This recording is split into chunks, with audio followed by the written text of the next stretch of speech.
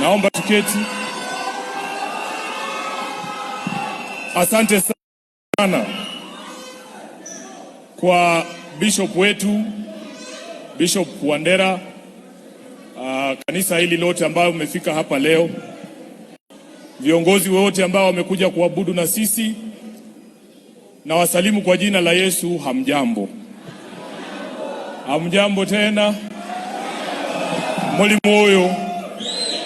Mulimu oyo mulambo nanga bulai, eneno mulambo nanga bulai, na anano mulambo nanga bulai, kwaya mulambo nanga bulai, eseni sesifuna.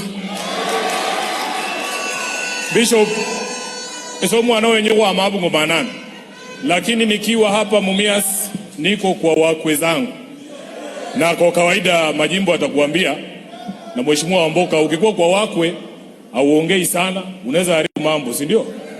Na tena tuko kanisani. Unajua hii jina Joseph Bishop ni jina ambalo ni speciali sana kwangu.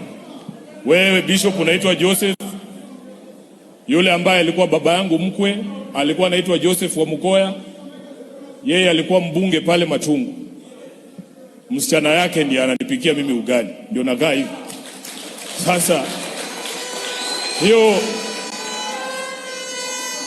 hiyo hadithi ya Yusufu ambaye tumesikia kwa somo la kwanza, it is one of my favorite stories in the Bible, kwa sababu wale wanajua historia yangu watakumbuka kwamba nilikuwa na ndoto mwaka wa 2017 kuwa mbunge wa kule Kandui, na wakati nilielezea ndugu zangu hiyo ndoto, walibehave vile hawa mandugu wa Joseph walibehave.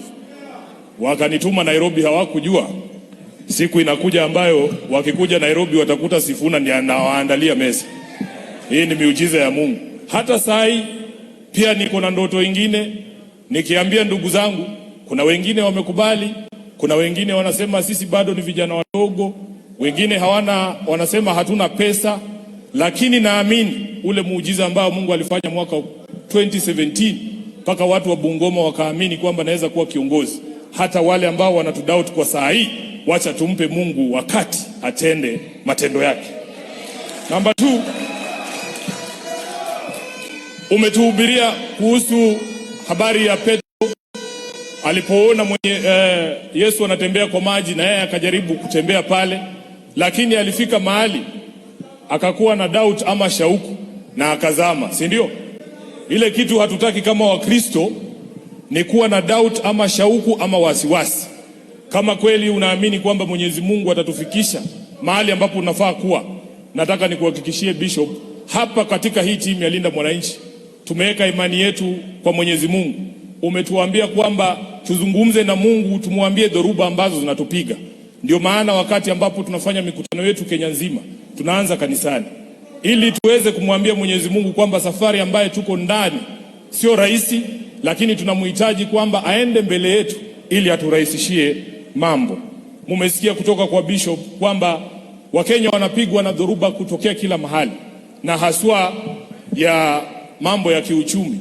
Wale ambao ni wageni hapa Mumias, kama kina dada zangu kina Zuena Abi wanatoka kule na Nakuru, nataka niwaonyeshe kwamba ama niwajulishe kwamba wakati sisi tunakuwa, huu mji wa Mumias, it was one of the most thriving towns in this country.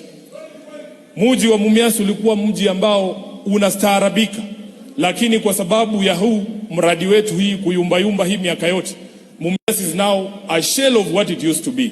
Na ni kwa sababu ya ufisadi ambao uliingililia, watu wanaamua wanaweza uwa jamii mzima, lakini rafiki zao ndio wanapewa kandarasi ya kuingiza sukari, ilhali wakulima wetu wanangoja kulipwa na hii mradi yetu. Wakati Mumias ilikuwa inafanya kazi, it was the single largest taxpayer in Western Kenya, paying up to 60 billion shillings per year to our exchequer. Wakati hiyo miradi inaanguka, ndio Wakenya wanaumia. Kwa hivyo Bishop, mimi nataka nikuhakikishie, tunajua dhoruba ambayo inawapiga Wakenya. Umesikia vile tumeambiwa hapa, wale ambao wanataka kungojea ama wanangojea kwenda university wanashangaa watatoa wapi school fees, kwa sababu serikali iliyoko imecheza mambo na pata na potea na hii mambo yetu ya kufund university. Wale tulienda university hapa wakati kulikuwa na uongozi sambamba. Tunajua kwamba tulikuwa tunakuja hapa kwa chief anakusainia, anasema huyu tunamjua, huyu ni maskini. Nakuja kwa bishop, anasema huyu ni mshirika wangu, najua kuna shida. Unapeleka form help, unapatiwa pesa ya kusoma. Hivyo ndio sisi tulisoma. Sasa wale ambao wameshamaliza university na wao, umesikia bishop akisema wamesha qualify, wako na kila kitu, wao wanalia hakuna ajira. Wale ambao wako na ajira, bishop, wanalia ushuru imewamaliza. Sasa tunashindwa, yani kila mahali ni giza tu. So mzidi kuombea nchi yetu, mzidi kuombea nchi yetu, kwa sababu kuna vitu ambavyo lazima vibadilike. Vile wanatuona wanasema sisi ni vijana wadogo, hatuna experience. Mimi nawauliza tu, experience gani unahitaji kujua? Huwezi uwa viwanda vyetu vyote vya sukari kwa sababu unataka kupatia marafiki zako permit za kuingiza sukari. Hauhitaji experience yoyote. Wacha tuweke wananchi wetu mbele. Ama nyinyi mnasemaje? Wakulima wetu wawekwe mbele, si ndio? Kwa hivyo mimi nawashukuru sana kwa support yenu kama jamii, na tunataka twende pale nje tuzungumze vile ambavyo tumewaambia. Sisi tunakuja kwa amani, hatuna vurugu na mtu yoyote. Wale ambao wanajiita experts na wale ambao wanajiita wako na experience ndio wametuingiza kwa hii shimo. Simujaribu sisi vijana basi, ama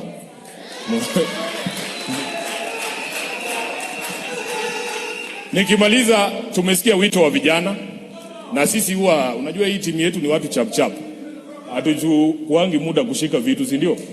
Sasa kwanza tumesikizana, huyu wakili Echesa ambaye ni mshiriki wa hapa, pamoja na hawa kina Fadamula, hawa wagombea wa huku Mumias, tunagawana, ngoja tu, tunagawana hiyo bill ambayo tumepatiwa ya vijana nusu binusu. Sisi kutoka Nairobi tunatoa nusu, kina Fadamula na kina Echesa watoe nusu. Tayari bishop tumeweka shilingi 50,000 kwa hiyo pay bill yenu, na tuko na shilingi 200,000 cash up, yote nakuja 250,000 kwa ajili ya vijana wetu kununua vyombo vyao, si ndio? Mumesikia mahali mtatoa balance? Wapi? Asanteni sana na Mungu awabariki.